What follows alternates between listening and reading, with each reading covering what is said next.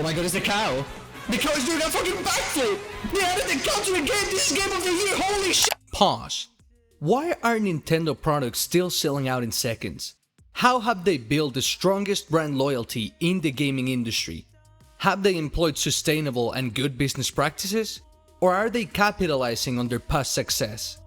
Come with me to understand how Nintendo has built the most loyal customer base in the history of this industry.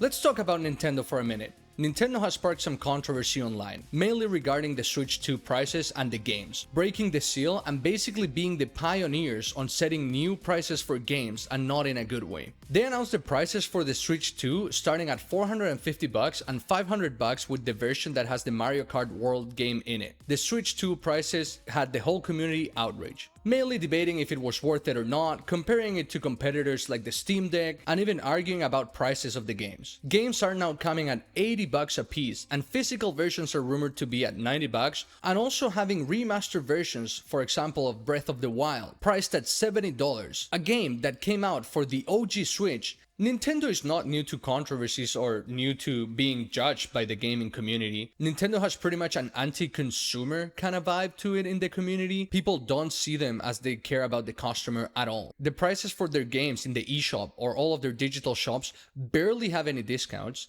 They're always the same price, and they have a fame of being pretty harsh with copyright striking any other type of games, content creators, or even emulators and bringing them down for the sole purpose of trying to bring back some games that you can't even play today, or creators even for using a piece of their music. Once again, bringing another company like Steam or Valve, Nintendo doesn't have this fame of being customer first. They have this fame of only caring about profits and only caring about themselves. But even with all these negatives, we still have Nintendo as one of the most successful gaming companies out there. We have the Nintendo Switch on pace of becoming the best-selling console ever in the world, just behind the PS2 and the Nintendo DS, another Nintendo console. They have created iconic franchises, mentioning Zelda or Mario, one of the staples of this community, as they also own Pokemon, another franchise that probably they don't solely own, but they definitely are part owners of. And even outside gaming, these franchises still find massive success with different products. Take Pokemon for example, their TCG card game is still relevant and popular up to this date, and you can find their new releases for cards being stocked out in minutes, even in seconds. Or we can go to another case like the Mario movie, one of the most successful video games franchises ever,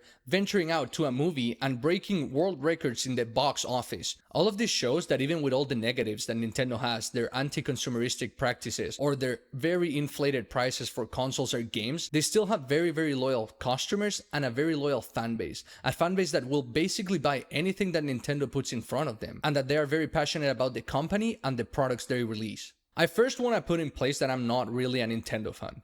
As you can see, I can be very critical of it. I have though owned a lot of their consoles, like the Switch, the DS, or the Wii. I would say that those are the staples of Nintendo and the classic consoles that any kid born in the 90s or the 2000s owned at the moment. I also want to say that Nintendo games have never really clicked with me. I have never been a big fan of their franchises like Mario or Zelda, but I do enjoy myself playing a couple of hours if I play with my little cousins or even with some friends playing Smash. And you know what? That's totally fine. I'm not part of their target audience, and honestly, they have such a great target audience that they have monopolized and market in such a great way that they don't care if they lose one customer like me. So without further ado, let's dive into the three main pillars that I think are key for the success that Nintendo has had in the gaming industry, as well as creating this brand and customer loyalty they have built throughout the years.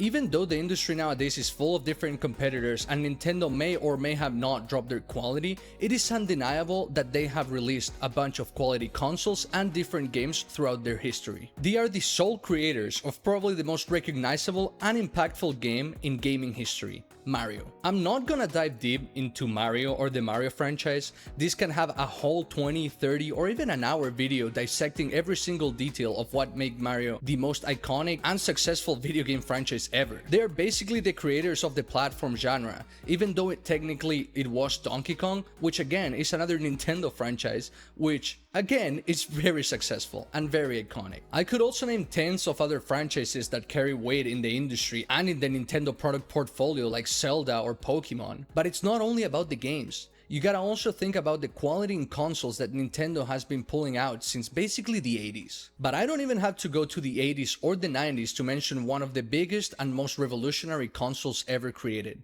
the Wii. The Wii came to the industry to revolutionize everything. It simply revolutionized the way that we played games. You stopped using your hands and a controller to play the game, and you started using the Wii remote and your body to make the movements and to advance through a game. This gave birth to a lot of other competitors like the Kinect or even the PS Move controller that they both failed because no one could get it like the Wii did it. If we go to the top 5 best-selling consoles ever, 3 of them are Nintendo owned. And I'm not saying that sales represent quality, but no one can deny the quality of consoles that Nintendo has put over the years, and the reputation and weight that they carry in this industry, and most of it thanks to their quality in products and games that they have put throughout the years. Being a company that's over 100 years old, and being one of the best when it comes to game design as well as console creation, they have accumulated millions and millions of fans over the years. This accumulation of fans have helped them massively in standing through the changes of this industry that is insane at the moment, as well as building hype. Any announcement or release that Nintendo is gonna do, anyone in the gaming world will be up to date with it. That's how massive Nintendo is. When Nintendo releases something,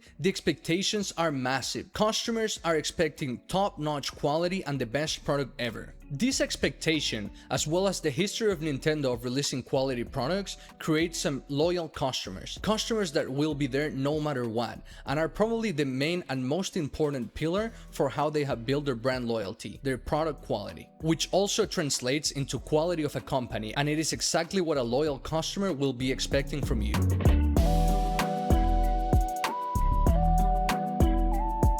Nintendo created a massive advantage that basically no other studio has ever been able to do. Mainly because Nintendo is the king of it. They were able to monopolize their target audience, family. It is no secret that Nintendo's target audience is a family, parents and kids that can play together no matter what. Nintendo also serves as the entry company for any kid or parents that are trying to get into video games.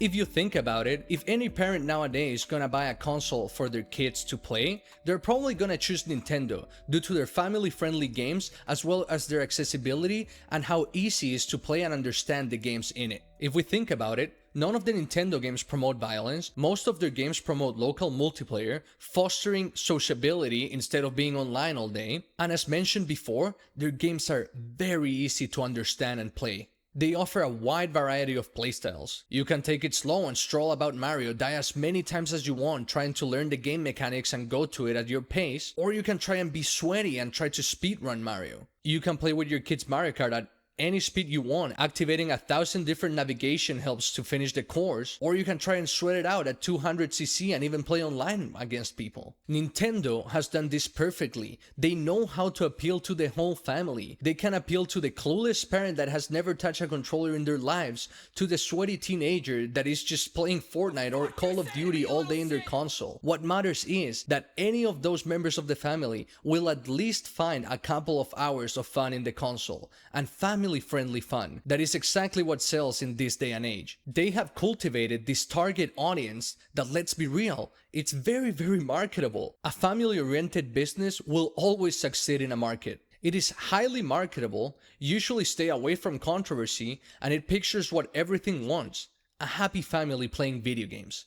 This simple but powerful target positions them as leaders in the industry, as well as the top of mind when it comes to it. Top of mind being the first brand or product that you think of when you're talking about an industry. This solidifies their brand loyalty and creates happy customer, which once again, happy customers are key for brand loyalty. One of the main things that I have repeated throughout this video is throughout the years. I have repeated it so many times, but you don't understand how key and how important this is for Nintendo. Nintendo has been doing this over the years. And a lot of the parents in gaming nowadays started with a Nintendo console, passing on their gaming knowledge to their kids, making them fans of the same console and company. And all of this has cultivated the most powerful tool and probably the most important pillar that has created this wave of quote-unquote fanboys or brand loyalty customers that Nintendo has, and the sole purpose of why they're still staying afloat even though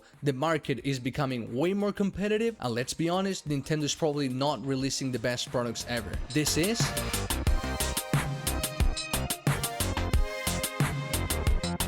Look, I don't want to play the cop-out card and say that the main driver and success behind Nintendo is releasing the same old franchise over and over and over again, trying to re-trigger that feeling of nostalgia that a lot of players had when playing massive franchises like Mario, Zelda, or Pokemon. I really don't want to do that, do I? In all seriousness though, all this nostalgia that Nintendo is capitalizing on is earned. Mainly through both points that I mentioned before, their quality and how they monopolize their target audience. But let me highlight once more the most important aspect behind this troop of Nintendo fans and the brand loyalty they have created through the years.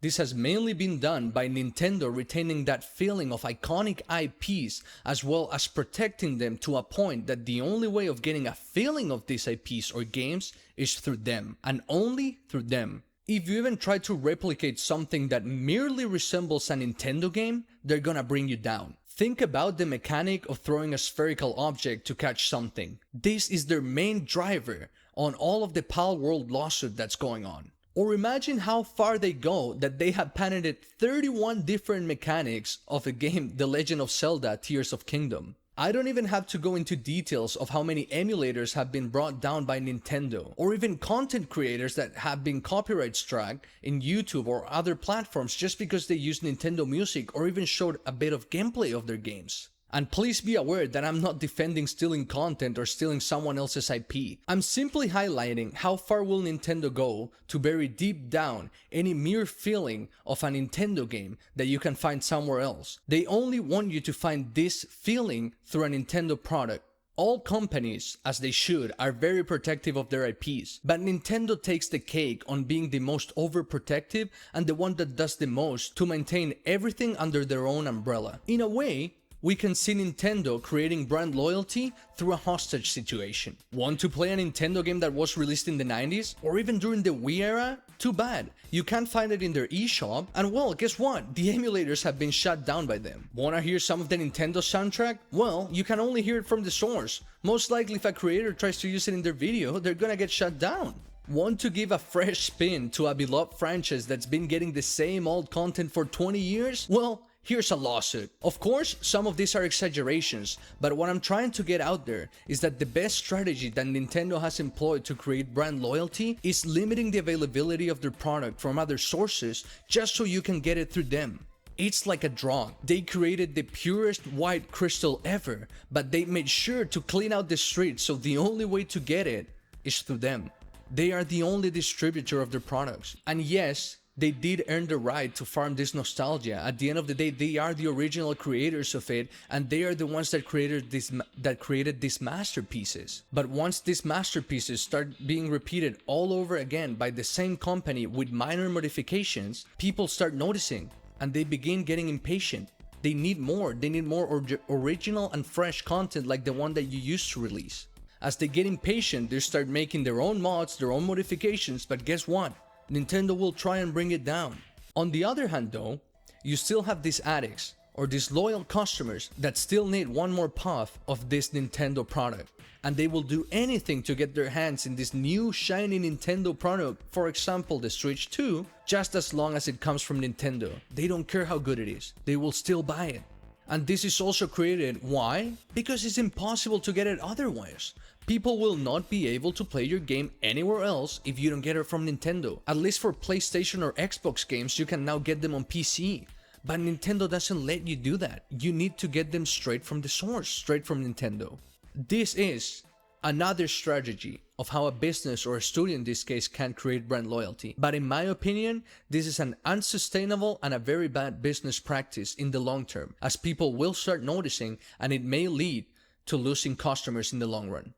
As we're wrapping up this video, I want to say that I'm not trying to criticize Nintendo or bring them down. I also want to say that the first 2 points that I mentioned, delivering quality products and finding the right target audience and monopolizing on it, are the main 2 drivers that made Nintendo the most successful studio or producer or publisher, however you want to call it, up to date in this industry. And it is definitely an example company that you should follow if you want to make great games or even great products in any type of industry. The points mentioned were key for them to build a brand and to build brand loyalty and customers that will follow them everywhere. They always expect the best of the best from them, and they have made millions of people fall in love with video games. My problem comes when you start weaponizing that same good points you made before just to sell products nowadays. You take everything you have built over the years and all those good games and use it to create hostages of your customers just so they keep buying more and more of your products because you can't get them anywhere else.